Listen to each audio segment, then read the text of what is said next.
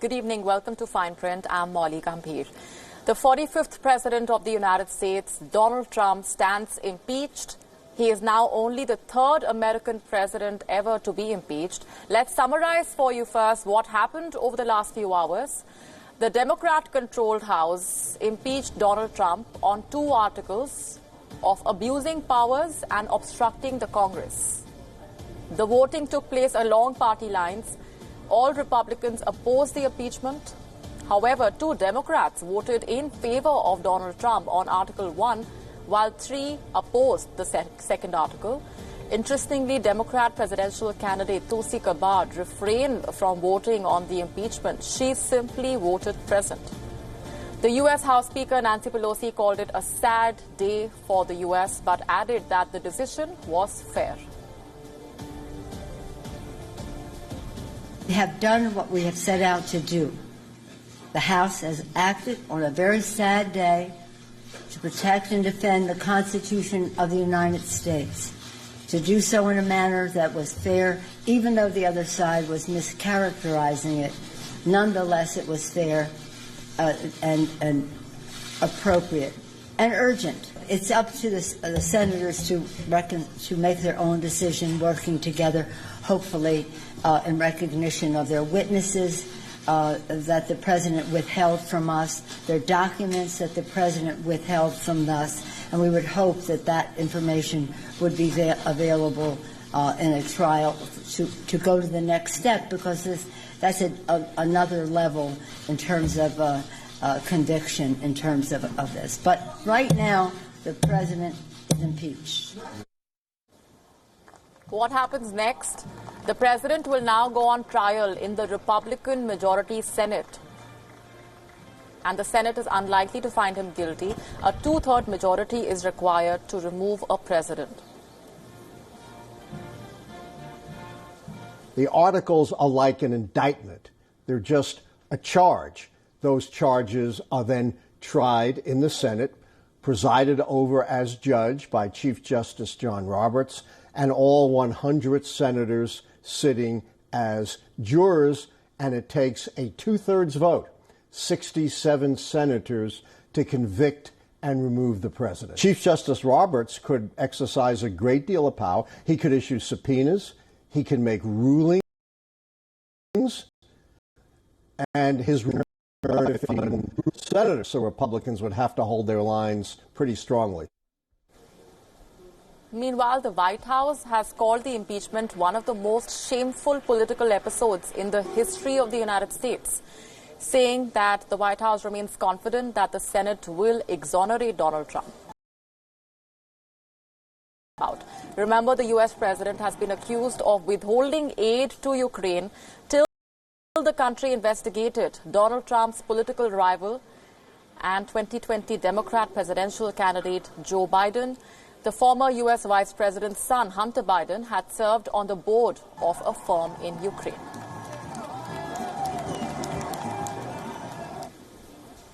And joining us on the broadcast this minute is American writer and former intelligence officer Glenn Carl, live from Boston. Thanks very much, Glenn, for speaking with us. The impeachment does bring Donald Trump closer to being removed from office. But do we expect that to happen at all, given how the Senate is expected to vote in his favor?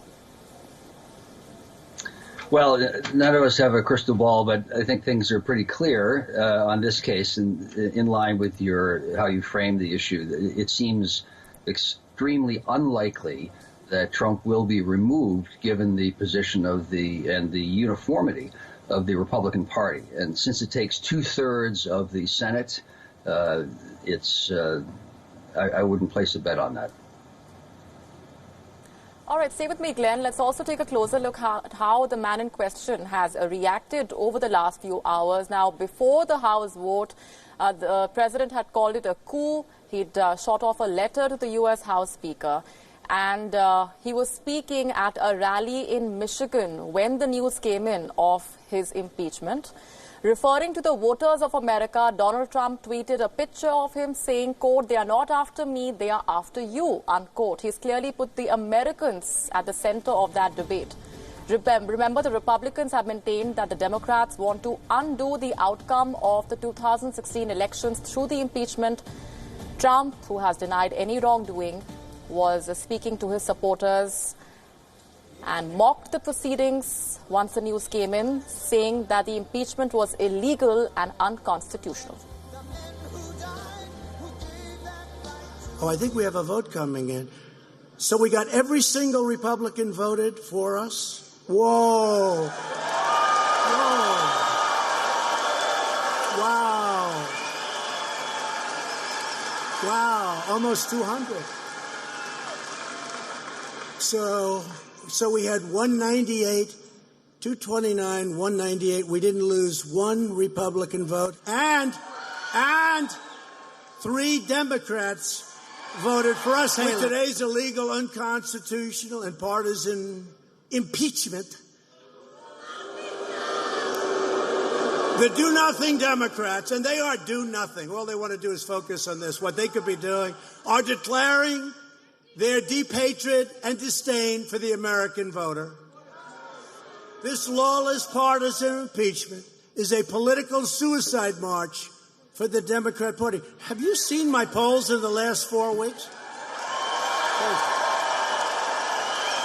It's crazy.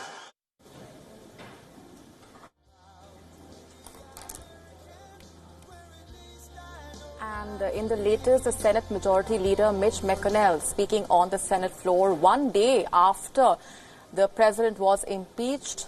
Let's take a listen in. Subject of Ukraine. House Democrats embarked on the most rushed, least thorough, and most unfair impeachment inquiry in modern history. Chairman Schiff's inquiry was poisoned by partisanship from the outset.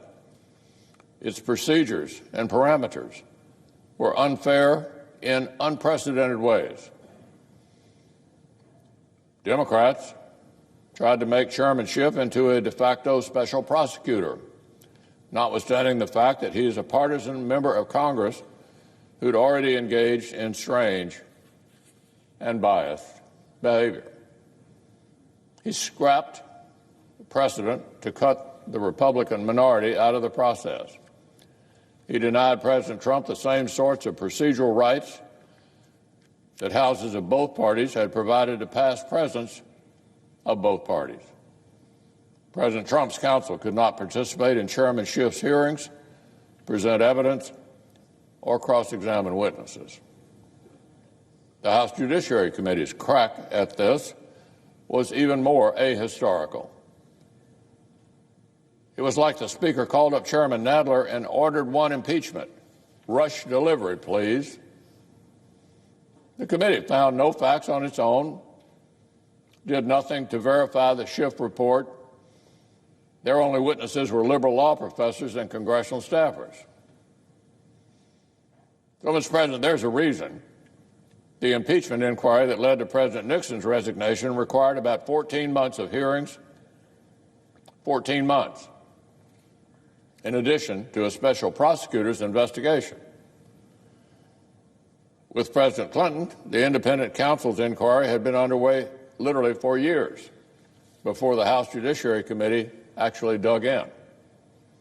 Mountains of evidence, mountains of testimony from first-hand fact witnesses, serious legal battles to get what was necessary.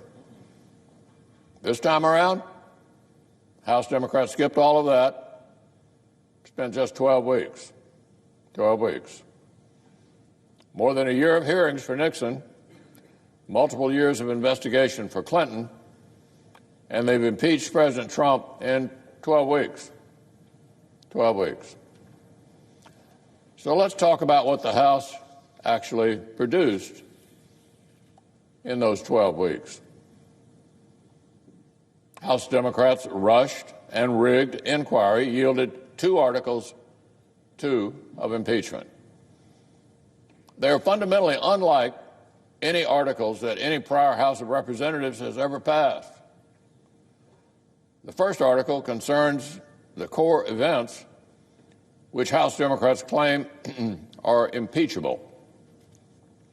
The timing of aid to Ukraine. But it does not even purport to allege any actual crime Instead, they deploy the vague phrase, abuse of power, to impugn the president's action in a general, indeterminate way. Speaker Pelosi's House just gave in to a temptation that every other House in history has managed to resist.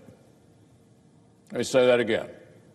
Speaker Pelosi's House just gave in to a temptation that every other House in our history has managed to resist.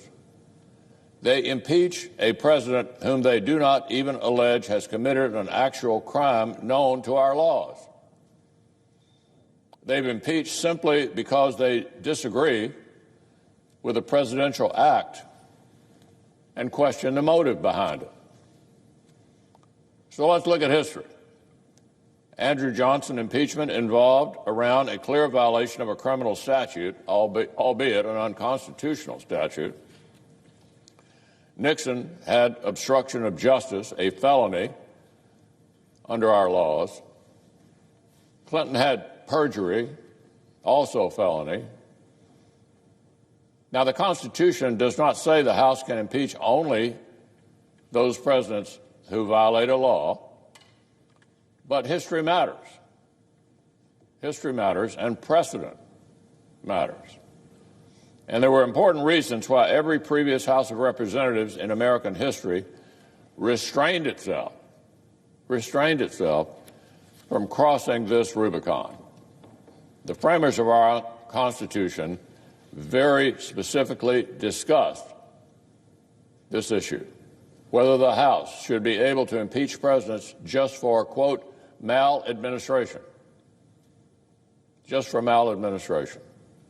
In other words, because the House simply thought the president had bad judgment or was doing a bad job. They talked about all this when they wrote the Constitution. Hello. James Madison himself explained that allowing impeachment on that basis would mean the president serves at the pleasure of the Congress instead of the pleasure of the American people. It would make the president a creature of Congress, not the head of a separate and equal branch. So there were powerful reasons, Mr. President, why Congress after Congress for 230 years, required presidential impeachment to revolve around clear, recognizable crimes, even though that was not a strict limitation. Powerful reasons why for 230 years no House opened the Pandora's box of subjective political impeachments. That 230-year tradition died last night.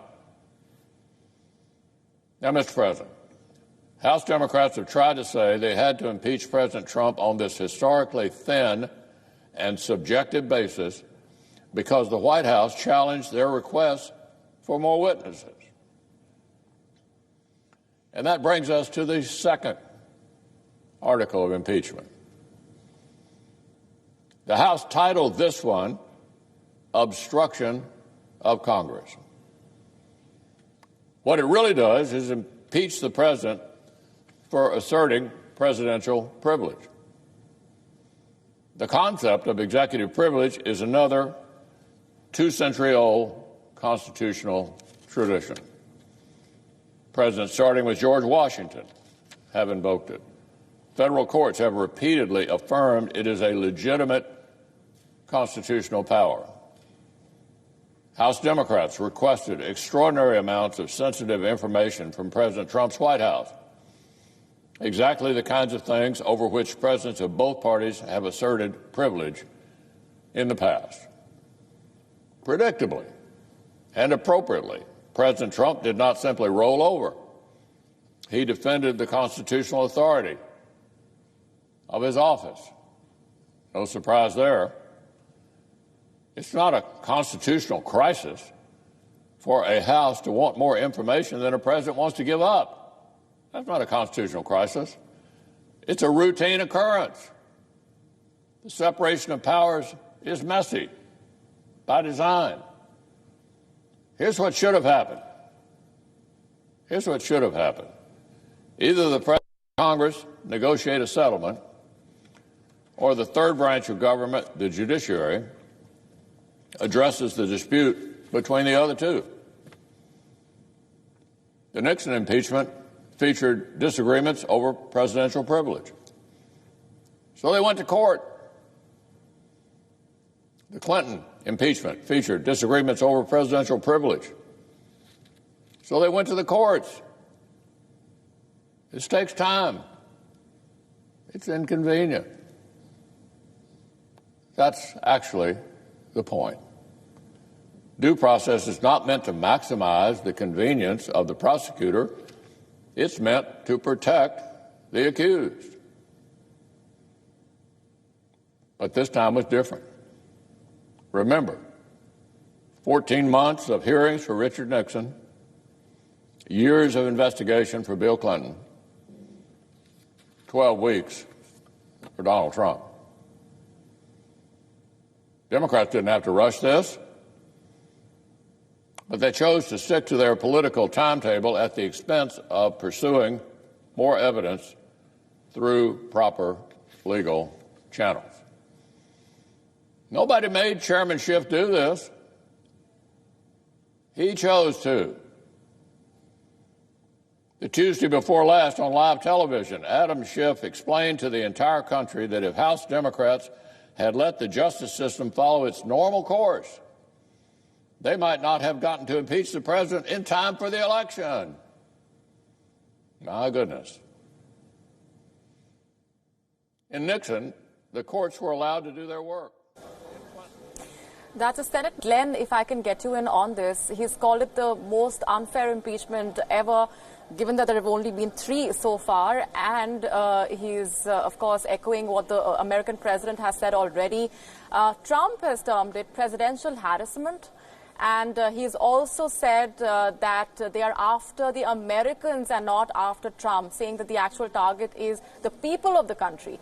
Looking at the polls released before the House vote, Glenn, Americans are as divided as they could ever be over whether Trump should be removed.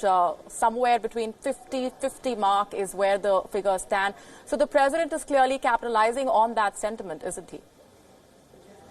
Yes. Well, my father was involved in politics for most of his life at the local and state level. And when I was young, he told me that does not matter what a specific issue is, that almost by definition, the public will split in half. That half the people will oppose you, even if you offer to give them free education for the rest of their life, or whatever it is that would sound good. Half the people will oppose. So this is sort of the dynamic of democracy. I think the notable point, others have made this, about Senator McConnell's position, Trump's position, the Republicans' position, is that none of them argue anything to do with the substance of the issue, with the facts that have been ascertained. They all have circled the wagons, as it were, around process, which they then criticize. Almost nothing that he said actually speaks to the substance of the issue. And so it's a diversion, but one that